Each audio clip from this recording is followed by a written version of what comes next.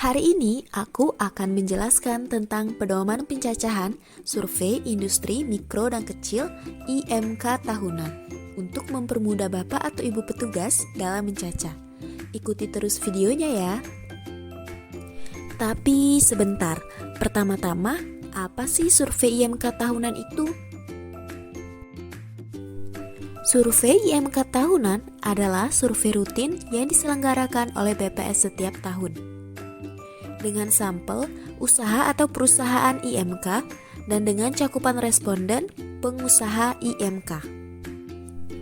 Untuk target sampelnya di Provinsi Sumatera Selatan, pencacahan survei IMK tahunan menargetkan 2.299 sampel, sedangkan untuk Kabupaten Musi Banyu Asin sendiri menargetkan 116 sampel. Lalu, apa tujuan pelaksanaan survei IMK tahunan?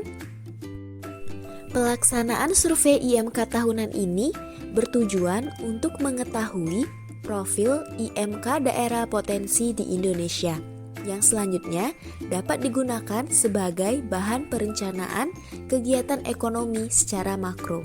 Kapan sih pelaksanaan survei IMK tahunan itu? Berikut adalah jadwal pelaksanaan kelima tahapan survei IMK tahunan, mulai dari listing, entry listing, alokasi sampel, pencacahan, dan pemeriksaan, editing, serta coding. Mari kita masuk ke materi ya, Bapak Ibu petugas. Blok 1, pengenalan tempat.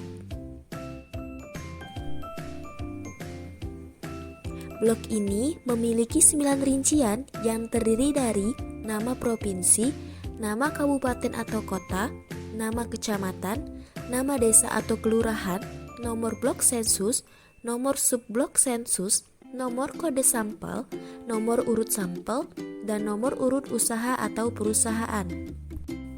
Ingat, semua keterangan dari 9 rincian itu disalin dari dokumen VIMK 21 DS2. Lalu, isi nama dan kode wilayahnya, dan khusus untuk rincian 102 dan 104, coret bagian yang tidak perlu ya, Bapak Ibu petugas. Blok 2, keterangan umum.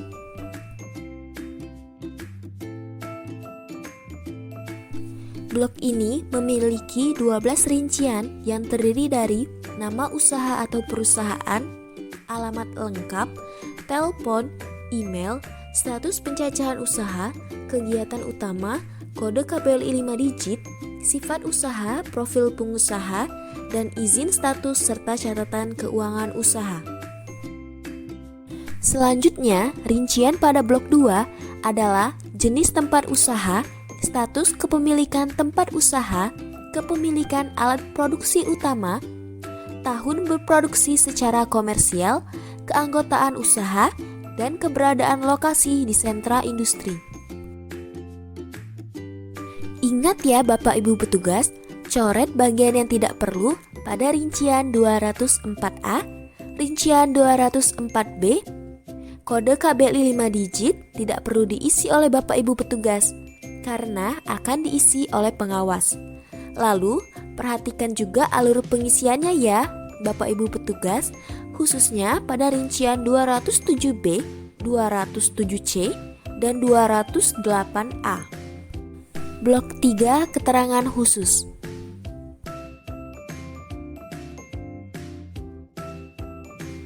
Blok ini terdiri dari penggunaan internet, sertifikasi standar nasional atau internasional, sertifikat hak paten atau hak cipta atau hak atas kekayaan intelektual, inovasi, sumber perolehan air untuk kegiatan usaha atau perusahaan.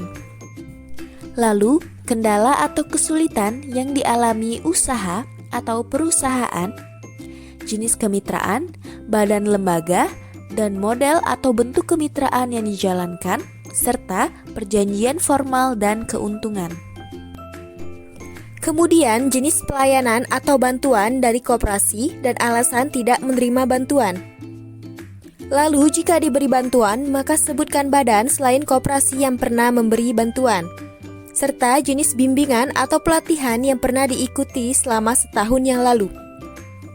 Ingat ya Bapak Ibu petugas, Perhatikan alur pengisian dokumennya, khususnya pada rincian 301A, 302A, 304A, 306A, 307A, 309A, dan 311A. Blok 4. Pekerja dan balas jasa. Blok ini memiliki 3 rincian yang terdiri dari 1. Banyaknya pekerja, hari kerja, dan rata-rata jam kerja per hari. 2. Banyaknya pekerja dibayar dan tidak dibayar berdasarkan klasifikasi pekerja. Dan 3. Nilai seluruh balas jasa yang dikeluarkan untuk pekerja. Apa itu pekerja? Pekerja dibayar, pekerja tidak dibayar, cara menghitung jam kerja, balas jasa seperti apa saja yang masuk. Pusing. Definisinya apa ya? Ayo kita pelajari definisi untuk blok ini. Pertama, pekerja adalah yang terlibat secara langsung dalam pekerjaan atau kegiatan di usaha atau perusahaan. Kedua, hari kerja adalah hari di mana usaha atau perusahaan beroperasi paling sedikit 1 jam secara terus-menerus. Ketiga, rata-rata jam kerja per hari adalah lamanya jam kerja yang biasanya diberlakukan oleh usaha atau perusahaan dalam sehari, atau jumlah jam kerja kegiatan usaha atau perusahaan selama sebulan dibagi banyaknya hari kerja dalam bulan tersebut. Keempat, pekerja dibayar adalah pekerja dengan mendapat balas jasa berupa gaji dan lainnya dalam bentuk uang maupun barang. Terakhir, pekerja tidak dibayar adalah pekerja pemilik dan atau pekerja keluarga yang biasanya aktif dalam kegiatan usaha atau perusahaan tetapi tidak mendapat balas jasa. Ingat ya Bapak Ibu petugas, pada rincian 401 jangan langsung menyamakan isian pada bulan pertama dengan bulan-bulan selanjutnya. Tanyakan kepada responden jika ada perbedaan antar bulan, misal ketika bulan puasa. Kemudian pada rincian 402, bagian A jenis pekerja, B kelompok umur, dan C pendidikan tertinggi yang ditamatkan, jumlah pada kolom 4 harus sama ya. Pada rincian 403, isikan balas jasa sesuai dengan jumlah pekerja yang dibayar. Blok 5. Produksi dan pendapatan usaha atau perusahaan.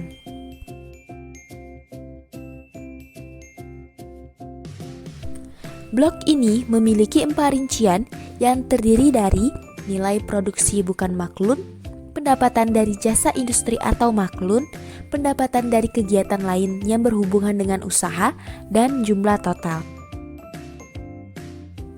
Untuk rincian 501, apabila usaha IMK yang dicaca menghasilkan beberapa jenis produk IMK dan catatan administrasinya tidak dapat dipisahkan, maka penentuan kegiatan utamanya berdasarkan hasil produksi dengan urutan sebagai berikut. 1. Produk yang mempunyai nilai produk atau jasa industri terbesar. Kedua, jika nilai produk atau jasa industri sama besar, maka kegiatan utamanya adalah produk yang menghasilkan barang atau jasa dengan volume terbesar. 3. Jika nilai produk atau jasa industri dan volume barang atau jasa sama, maka kegiatan utamanya adalah produk yang menghasilkan barang atau jasa dengan waktu yang terlama. Dan yang keempat, jika nilai produksi, volume, dan waktu jasa industri yang diperlukan sama, maka kegiatan utamanya adalah ditentukan menurut pengakuan responden. Ingat ya Bapak Ibu petugas, nilai produksi bukan maklun adalah nilai barang yang dihasilkan oleh suatu industri, baik produksi utama, sampingan, maupun ikutan, termasuk barang yang telah siap dipasarkan maupun barang yang masih dalam proses setengah jadi. Pendapatan dari jasa industri atau maklun adalah pendapatan yang diperoleh dari kegiatan atas kegiatan jasa industri. Pendapatan dari kegiatan lain yang berhubungan dengan usaha terdiri dari 1. Keuntungan atau kerugian penjualan barang yang sama. 2. Bunga atas simpanan bagi hasil dan dividen. 3. Hasil imputasi bahan baku. 4. Sumbangan, hibah, hadiah, dan sejenisnya. Blok 6. Biaya atau pengeluaran usaha atau perusahaan. Blok ini terdiri dari 3 rincian. Untuk rincian nomor 101 pengeluaran khusus, terdapat 5 kolom yang harus diisi, yaitu bahan baku atau penolong yang digunakan, asal perolehan, satuan standar, banyaknya bahan baku, dan nilai bahan baku. Nah, selanjutnya nilai bahan baku tadi dijumlahkan. Catatan lagi, jika bahan baku atau penolong didapatkan secara gratis, maka diperkirakan nilainya. Kemudian ditulis pada rincian 601 kolom 6 dan rincian 503C hasil imputasi bahan baku. Untuk rincian 602 pengeluaran umum, kolom yang harus diisi adalah satuan standar, banyaknya pengeluaran, dan nilai pengeluaran. Jangan lupa untuk mengisi jumlah bahan bakar dan pelumas pada rincian 602A kolom 6 ya Bapak Ibu petugas. Selanjutnya, nilai pengeluaran pun dijumlahkan. Kemudian, untuk rincian 603 pengeluaran non-operasional, jenis-jenis pengeluaran non-operasional yang dimasukkan adalah laba yang diberikan, bunga yang dibayarkan, premi asuransi yang dibayarkan, sewa lahan, dan pengeluaran lainnya. Selanjutnya, total dari pengeluaran ini dijumlahkan. Ingat ya Bapak Ibu petugas, jangan lupa untuk mengisi perolehan bahan baku atau penolong pada kolom 3. Dan apabila hanya diketahui salah satu rincian dari kolom 5 dan kolom 6, maka hitung rincian yang tidak diketahui dengan acuan harga pasar setempat. Blok 7, neraca dan modal usaha atau perusahaan.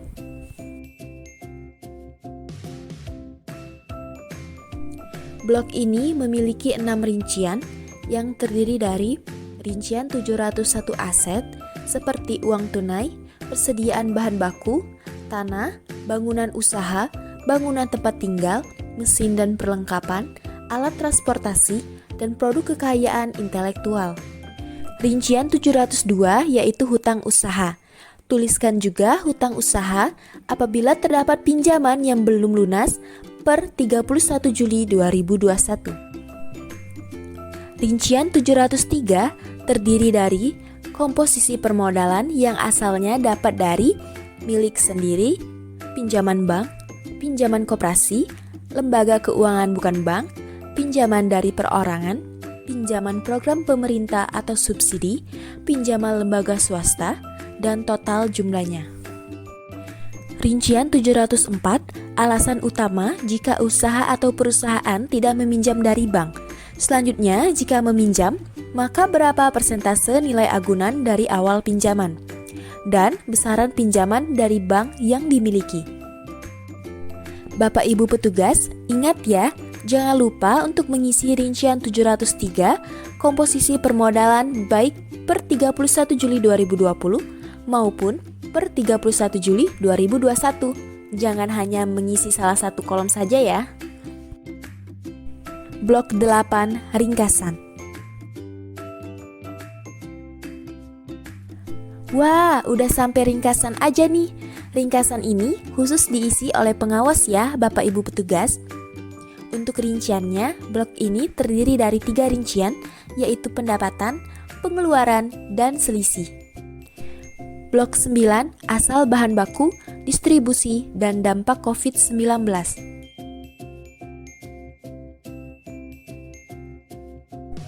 Blok ini terdiri dari 4 rincian ya Bapak Ibu petugas.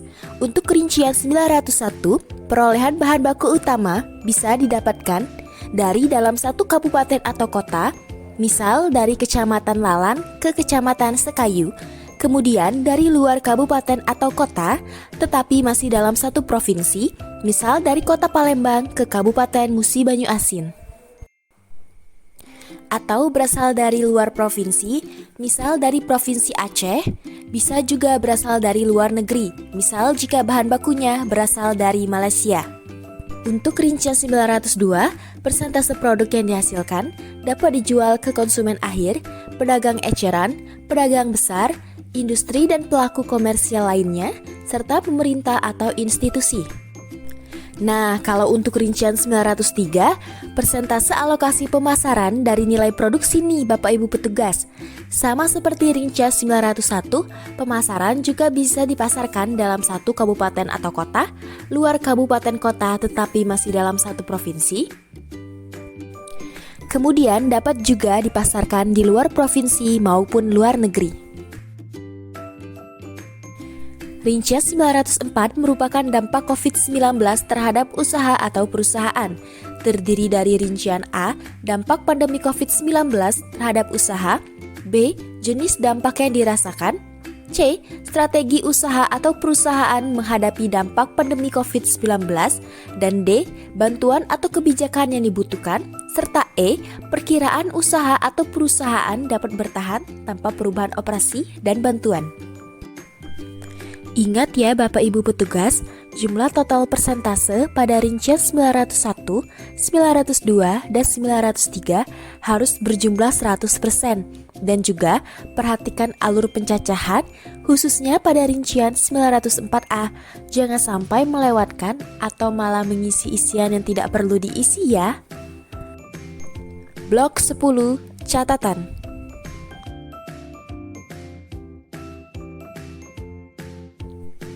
Pada blok ini, silakan isi hal-hal yang dapat memperjelas masalah maupun hal-hal yang berkaitan dengan daftar isian. Seluruh informasi di blok ini akan dicatat, jadi pergunakan dengan baik ya Bapak Ibu petugas. Wah, udah sampai blok terakhir nih, blok 11, keterangan pemberi jawaban dan petugas. Pada blok ini ada 5 rincian yang perlu diisi, yaitu nama, jabatan, nomor telepon, tanggal, dan tanda tangan atau stempel usaha. Silakan tulis untuk masing-masing peran, baik pemberi jawaban, pengawas, maupun petugas. Wah, udah selesai nih videonya. Gimana? Apa penjelasannya dapat dipahami oleh Bapak Ibu petugas? Semoga dapat membantu ya dalam melaksanakan pencacahan di lapangan. Terima kasih sudah menonton video ini.